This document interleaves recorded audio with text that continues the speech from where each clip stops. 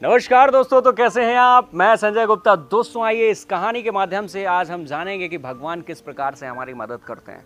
दोस्तों इस कहानी को अंत तक ज़रूर देखिएगा। कई बार ऐसा होता है कि आप परेशान हो जाते हैं लाइफ में। इस कहानी को अंत तक ज़रूर देखिए, कहीं ना कहीं आपको अच्छा मोटिवेशन मिलेगा। दोस्तों एक बार की बात है, एक बुज़ुर्गों का जो ग्रुप रहता है वह भगवान के दर्शन करने के लिए पहाड़ पर एक भगवान रहते हैं विराजमान, वहाँ निकल पड़ते हैं। और जब सभी गांव के वृद्ध बुजुर्ग लगभग 5 से 6 लोग रहते हैं, वह इकट्ठे होकर उस पहाड़ की ओर चल देते हैं भगवान के दर्शन करने के लिए। पहाड़ काफ़ी दूर था और रास्ता भी जटिल था। जाते जाते मौसम अचानक बिगड़ा और बारिश होने लगी। तो एक जो वृद्ध बुजुर्ग थे उनकी तबीयत खराब हो गई। वो चल नहीं पा रहे थे और जितने भी लोग उस समूह में थे वो बार बार उन्हें सपोर्ट करते, उनको आगे ले जाते। लेकिन अब वो लोग भी काफ़ी ज़्यादा परेशान हो गए थे। अब उस वृद्ध बुजुर्ग के चलते वो लोग आगे नहीं बढ़ पा रहे थे, मंदिर तक जल्दी नहीं पहुंच पाते। वो सोचते कि यार इसकी वजह से हम लोग परेशानी में फंस सकते हैं। तब उसे कहते हैं कि आप यहीं रुको, वापस लौटते वक्त दर्शन करने के बाद हम आपको लेकर घर की ओर चलेंगे। आप परेशान हो जाएंगे, आपकी तबीयत सही नहीं है। और वहीं उसे उसी हाल में छोड़ देते हैं। तभी वह जो वृद्ध बुजुर्ग रहता है वह किसी प्रकार अपने आप को थोड़ा सा हिम्मत करके एक गुफा बनी हुई होती है, गुफा के पास जाता है। 2-4 घर वहाँ पे बने हुए होते हैं जहाँ पे लोग रहते हैं, लेकिन वह व्यक्ति एकांत में चला जाता है। भूखा प्यासा जैसे ही वह वृद्ध बुजुर्ग उस गुफे के अंदर जाता है, वह काफ़ी ज़्यादा हताश हो जाता है कि मैं भगवान के दर्शन करना चाहता हूँ लेकिन मेरा शरीर साथ नहीं दे रहा। और वह अपने मुख से ही भगवान का नाम जपने लगता है कि हे भगवान मुझे दर्शन दो, हे भगवान मुझे दर्शन दो, हे भगवान मैं क्या करूं, मैं परेशान हूं, आपके दर्शन करना चाहता हूं।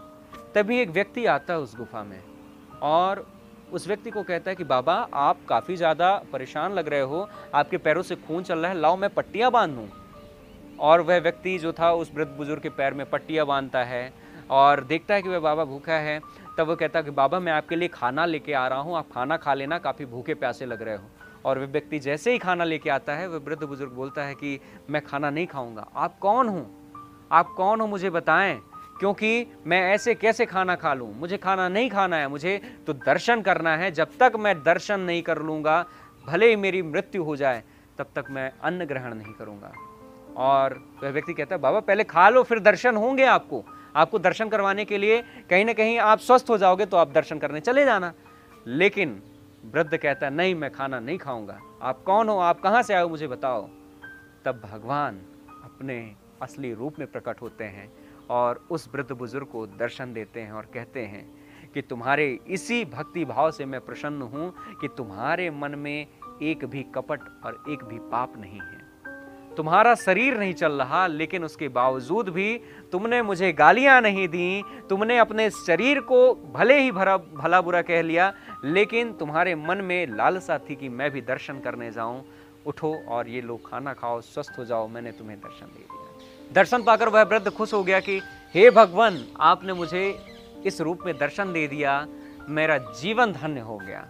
और इतना कहते ही भगवान वहाँ से गायब हो जाते हैं। और जब उसके वृद्ध बुजुर्ग के समूह में जितने भी साथी थे वापस दर्शन करके लौटते हैं और उस व्यक्ति को लेते हैं, तब कहते हैं कि यार मुझे अफसोस है कि हम लोग जितने भी लोग ऊपर गए अच्छे से दर्शन करके आ गए, लेकिन तुम्हें वहाँ तक नहीं ले जा पाए, तुम्हारे नसीब में शायद भगवान के दर्शन नहीं लिखे थे। तब वह वृद्ध बुजुर्ग कहता है कि अरे तुम क्या जानो कि दर्शन सिर्फ तुम लोगों को मिले हैं, इसका मतलब ये नहीं होता है कि तुम लोग ऊपर तक गए हो और मेरे को छोड़ कर गए थे तो मेरे को भगवान दर्शन नहीं दिए, मुझे दर्शन मिल गए हैं।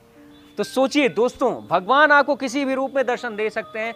भगवान अपने भक्तों की किस प्रकार से मदद करते हैं, भगवान किस प्रकार से सहायता करते हैं। कभी भी भक्ति भावना कभी मत भूलिए और कभी भी बेईमान मत बनिए। सच्चे दिल के साथ आप इंसानों की मदद करते रहिए, जीवन में अच्छे कर्म करते रहिए। कोई कितना भी बुरे कर्म करता रहे, आपको बुरे कर्म नहीं करना है। हमेशा अच्छे विचार रखिए, अच्छे विचार ही लोगों को दीजिए और ज़िंदगी में आगे बढ़ते रहिए। दोस्तों यह कहानी कैसी लगी, कहानी अच्छी लगी है तो इस कहानी के लिए एक लाइक, कमेंट और शेयर। मिलते हैं अगले वीडियो में, तब तक के लिए बहुत बहुत धन्यवाद।